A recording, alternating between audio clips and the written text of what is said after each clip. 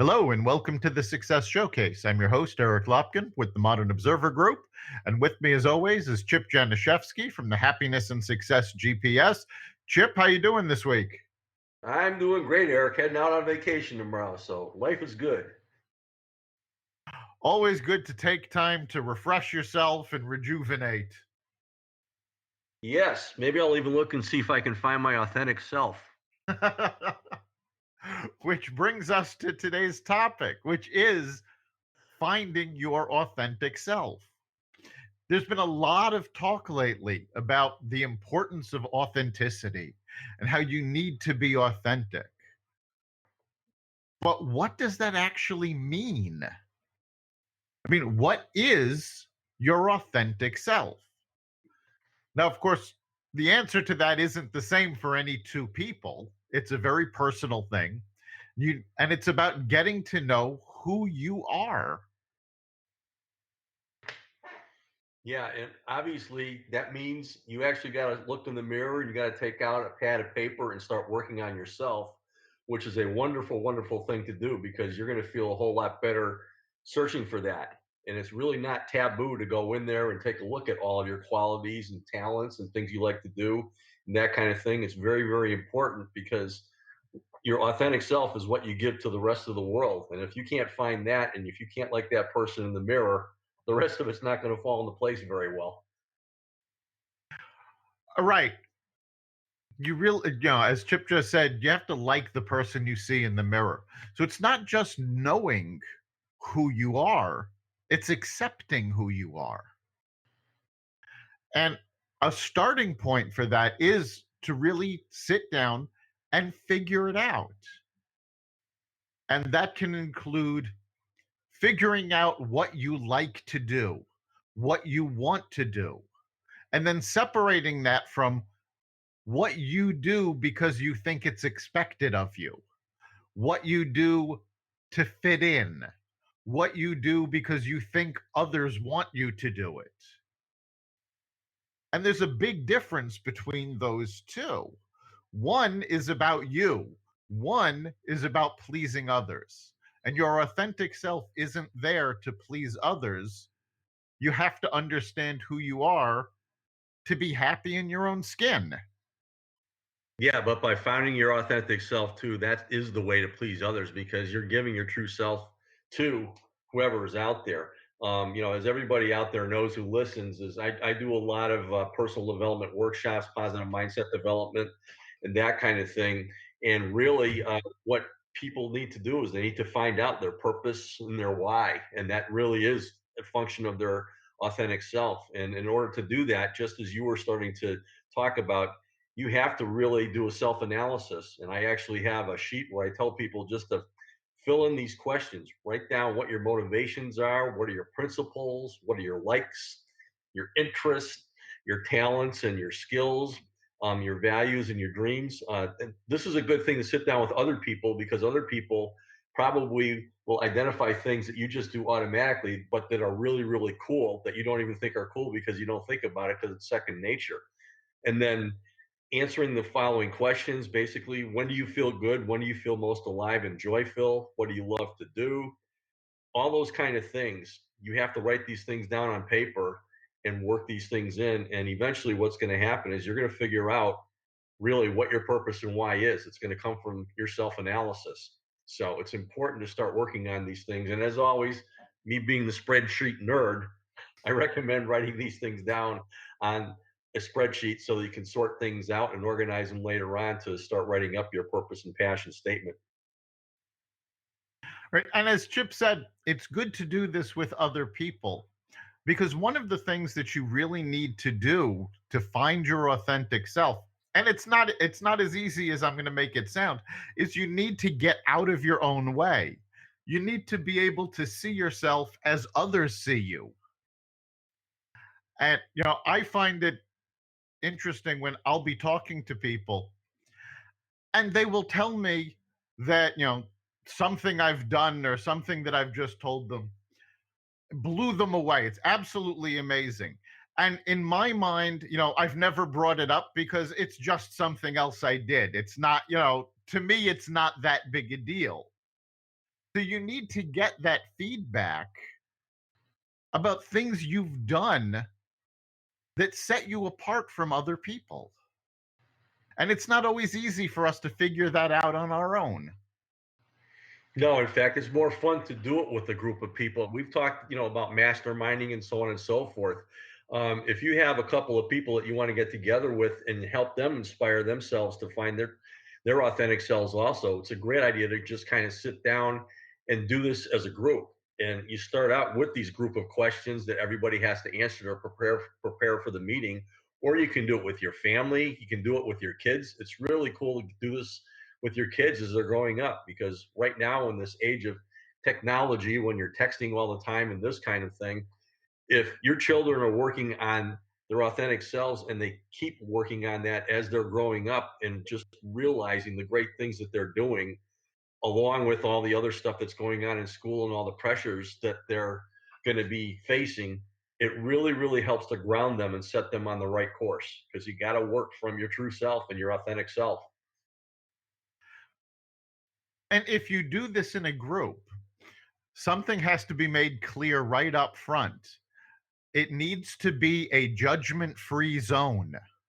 There's no judging these decisions because you're not trying to create somebody that you think will please people. You're trying to find out who you really are. So you've got to get rid of all judgment.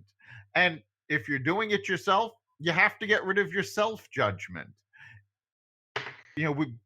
People use the phrase guilty pleasures. Well, when you're trying to figure out what you really like and what you're interested in, you've got to forget the guilt part. If you if you enjoy watching reality TV, people always say that, well, it's a guilty pleasure. Well, if you really enjoy it, forget the guilt part.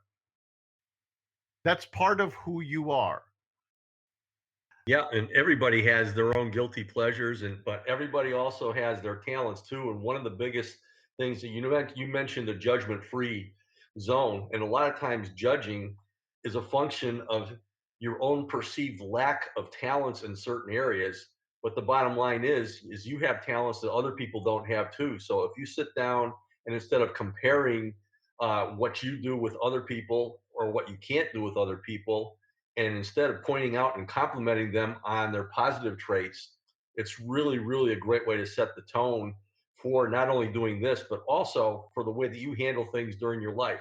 Because the bottom line is every time you're comparing yourself to somebody, there's also something that you can do that other people can't do that is more going to offset that. So really, again, it's important to look in that mirror and appreciate that wonderful person that's there, because you are your only you, and you are fantastic, just like everybody else who you think may be better than you in other ways. Right. And finding your authentic self isn't a competition or a comparison. It's about looking at who you actually are. And if you're doing it in a group, who your friends or your family really are. So, yes, you have to do it without judgment. You can't compare yourself because the fact of the matter is, comparing any two people, you're really comparing apples and oranges, and it's not the same. And I'm actually reminded of this cartoon where there's a teacher in front of a group of animals. And there's a horse, a monkey, and a fish. And the caption on this cartoon is, "We're going to judge your intelligence based on how well you can climb this tree." Well, the monkey obviously can climb the tree great. The fish, the horse, not so much. Does that mean a monkey is inherently better than a horse or a fish? Of course not. It's a false metric. So you're not looking to compare yourself to others. You're looking to find what interests you, what you like, what you're good at, where your talents lie. And everybody's got them. Yeah, absolutely. And the more that you acknowledge that in others, the more that they're going to acknowledge that in you too. And it just makes the whole scenario a whole lot better for everybody concerned. Um, we've talked a few times as far as doing prep work for this. Again, sometimes we're our own worst enemies, and beat ourselves up. We've talked before about a victory log, which is writing down everything great that's ever happened to you in your whole life, all of your accomplishments, and you're going to come up with pages and pages and pages. And again, I would put that in a spreadsheet so you can sort out the different areas. But that's a fantastic way to start. And then doing a daily gratitude journal to just update yourself on everything that you're grateful for, including working with others on, finding your authentic self, that kind of thing. Those are great tools to maintain that positive mindset. Because once you get that thing formed, you definitely need maintenance mechanisms. And the best way to do that is to just identify things that you're grateful for and things that are going well for you on a daily basis. Absolutely. It's important to pay attention to those things. Yeah, it's so easy to get caught up in what's gone wrong. You really need to get yourself caught up in what's going right. Now, to really start exploring what it is you like, who you are, one of the exercises that I like to start people out on is simply called 5 whys. And in the search for your authentic self, you ask yourself about something you like. Name something you really enjoy. Then ask yourself why. Why do you enjoy that? And you actually ask yourself why 5 times, each time digging a little deeper.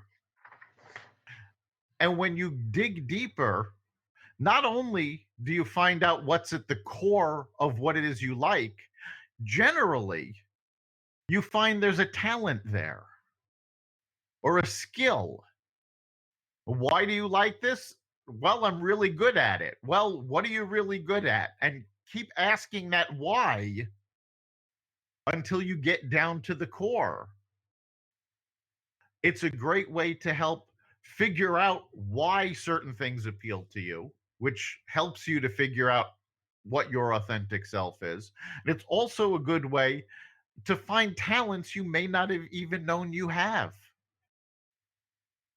Yeah, and again, this is a good thing to do in a group atmosphere. And we've talked about this principle not just for finding your authentic self, but in business, as far as addressing problems or addressing this or addressing that. The more that you ask why, the deeper you're going to get into it. And it's really amazing if you actually do this, how deep you can get into this and how things just all of a sudden appear to everybody there that you never would have even thought of if you weren't going through this in the first place. So doing this as a group is really, really great also. But again, if you're working on yourself and you're really doing this and taking the time to go through this process, it's really of a measurable help to you. Right.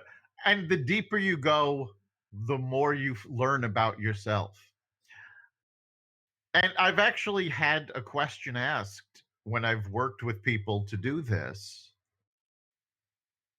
Once they get to a certain point, they start getting hesitant. And the question becomes, what are you afraid to find? Because you're really digging deep into who you are. And most times, as you do that, you'll find things that maybe you forgot, maybe things you're not happy about, things that you've done that you're not proud of.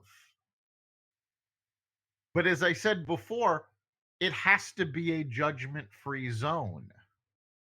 So even if there's something you're not proud of, something you'd rather were different, you need to be able to get to a point where you can accept these things as this is who I am, or this is what I did, or this is what happened. And even though I'm not happy about it, even though it was a terrible time in my life, even though it was a terrible thing, all of that helped to shape the person you are. So, who you are right now is built on all of the good and the bad that came before. So, you can't be afraid to find the bad with the good. Yeah, and realize that it's in the past and all we'd have is the present moment. So it's everything is a learning experience. And the bottom line is finding your authentic self is a process that goes on throughout life. It's not just going to be someday you're going to wake up and see a light bulb and say, "Oh yeah, that's me," and all of a sudden, you don't have to do any more work. Life would be totally boring if all of a sudden you had the answer and there was no other work to do. And that's an important point. I mean, the fact is, your authentic self changes as time goes on, as you grow, as you learn more things, as you have more experiences. Who you are changes. So your authentic self today is not going to be the same as your authentic self was, say, 15 years ago. And you have to realize that that's okay. You're not going to always be the same person. Your experiences change you.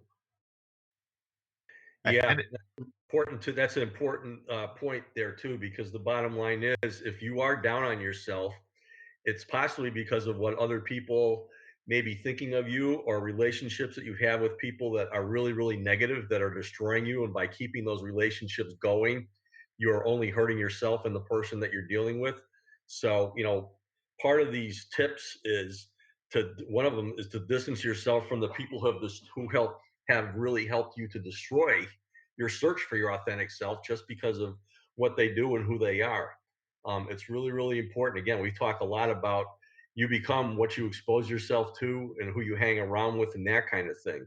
So it's really your own time management. It's an important part of this, as far as who you're spending your time with, what you're concentrating on.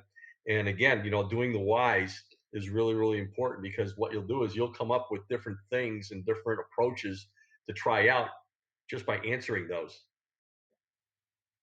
right, and if you're spending time with negative people and people who are bringing you down, you're actually causing damage to your authentic self.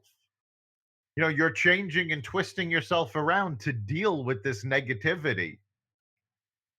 When you're figuring out who you are, sometimes you're going to find that there are people and things in your life that need to be left behind because you've grown past them. And Yeah. that's not something to be ashamed of. You're not betraying somebody by leaving them behind. People take different paths and you have to continue on yours. Yeah, it's life's journey.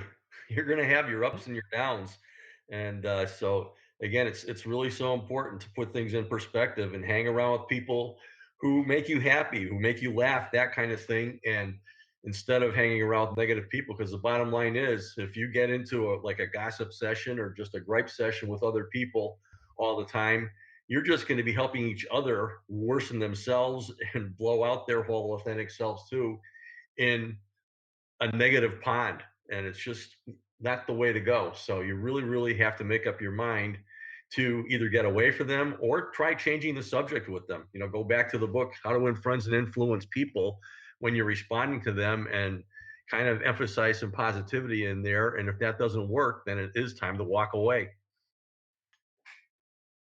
All right. So, what other tips have you found to help people discover their authentic selves? Well, I found another one with questions to ask yourself. One of the coolest ones is, when you were little, what did you want to be when you grew up? Think back in time. This is a good thing to do when you're doing your victory log, by the way, because we've all had dreams and so on and so forth. And we've gotten sidetracked zillions of times the older that we are as we're growing up. So that is really, that's one question. Another one is, what makes you laugh? We just talked about negativity. What makes you laugh? What do you find funny? What people make you laugh more? Those are people that you want to hang around with more. And what makes them make you laugh? It's a really, really cool thing to look at. Another one, which is kind of fun, what clothes do you feel comfortable in? This can be a serious question. I mean, some people go about and they like to, go casual all the time. Other people like to get dressed up in three-piece suits every day.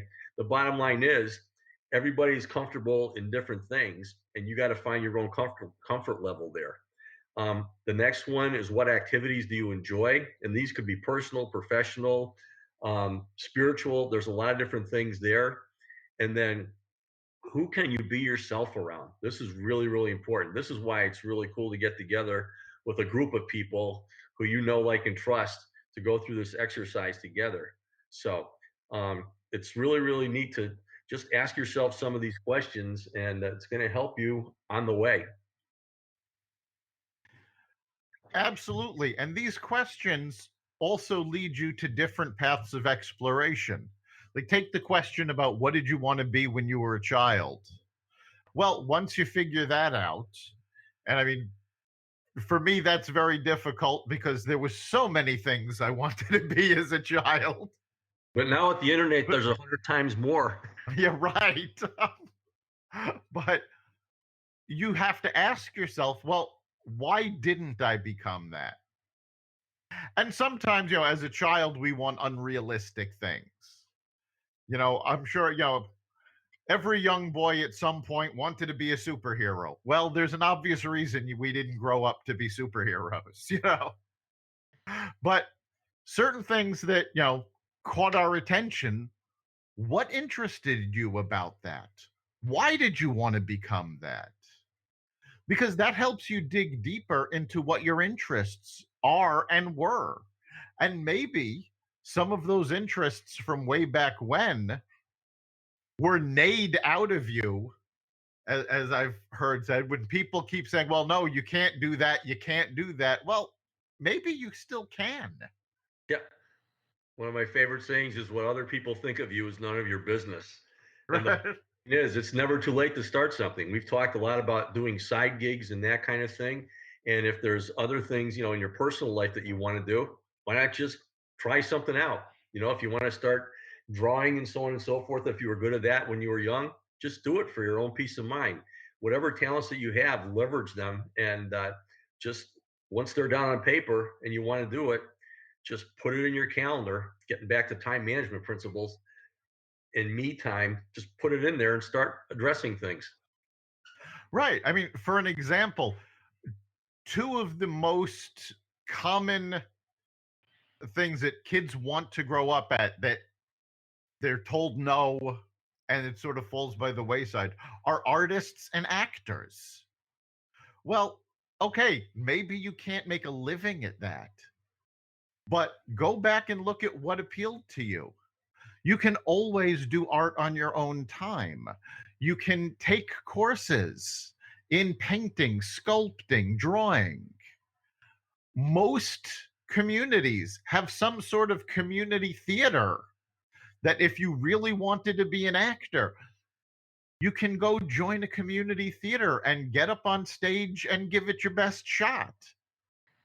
Yeah, that's actually something that I did myself on the invitation of a friend of mine that was in my church choir.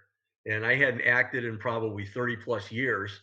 And all of a sudden, she invited me to join the Theater Guild of Simsbury. And 10 years later, I had done 10 musicals, one a year for 10 years, and had an absolute ball doing that. And those folks of you out there who have liked acting when you were younger, who haven't done it for years, I'm sure you're feeling the warm fuzzies about the times when you did do that, because you're working together to do that. And there's nothing like getting up there on stage and performing like you just absolutely love what you're doing and have an audience appreciating you, and most importantly appreciating each other just by going through the journey together. Doing group exercises with people, whether it's acting or other things that you like to do. It could be joining a hiking club or other things where you're interacting with other people that have similar interests. I highly recommend doing that, because the bottom line is, if you're dealing with like-minded people towards things that you all like to do, magic happens. Right. And, as we said, it's never too late to go back to these interests and sort of rediscover what it was that drew you to them in the first place. And it's great to explore those things. Maybe you've grown out of those interests. Maybe they no longer interest you. But if it's something you put aside because, people told you to put it aside, you're not going to know that unless you explore it. So Yeah, finding your authentic self very often means rediscovering things about yourself that you might have forgotten or put aside.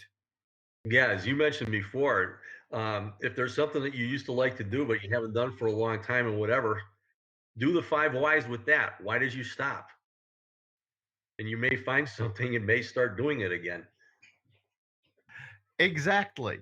You never know where the journey of self-discovery is going to lead you. So you really do need to look into it, find what it is that you love to do, find your interests, and take a look at them again.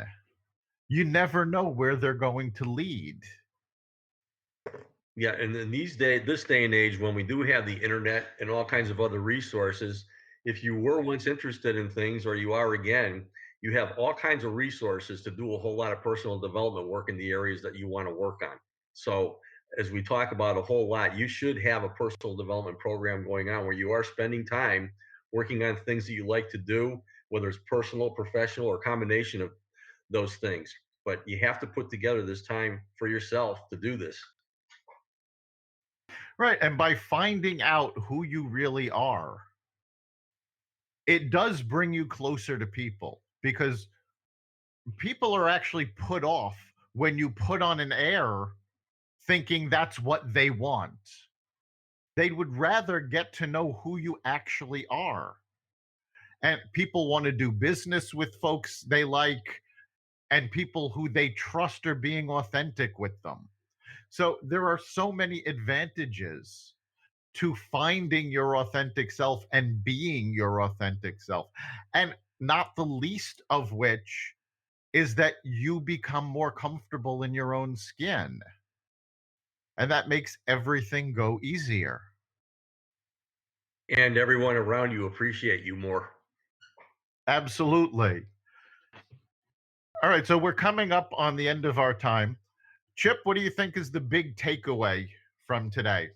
Well, we talk about personal development all the time. Finding your authentic self is really the result of your own personal development program. And again, it's something that you really have to work on. We just gave you a lot of different questions that you can ask yourself, ways to do it, and that kind of thing. But it's so important to work on that person in the mirror, because once you find that authentic self and continue the ongoing process of developing that, life really indeed is good, not only for you, but for everybody else that you share it with. Yeah, I think the big takeaway for me is that it's not just about finding your authentic self, it's about liking your authentic self. You need to be able to look in the mirror and be happy with the person looking back. Too many people spend too much time not liking themselves, not liking what they're doing, who they are. And most of the time, it's because they're not being their authentic self. They're putting on a mask of a sort to show the world, yes, this is what I'm doing. But when you finally understand what your authentic self is, you're much more comfortable and ultimately happier. So there are so many benefits to finding out who you are, and not just exploring that, but enjoying it. You've been listening to the Success Showcase. You can catch us every week at xvadio.com/podcasts. You can also find us on on iTunes, the Apple Podcast app, Spotify, the iHeartRadio app, and wherever you find podcasts. Remember, make this your best week ever and make next week even better. See you then.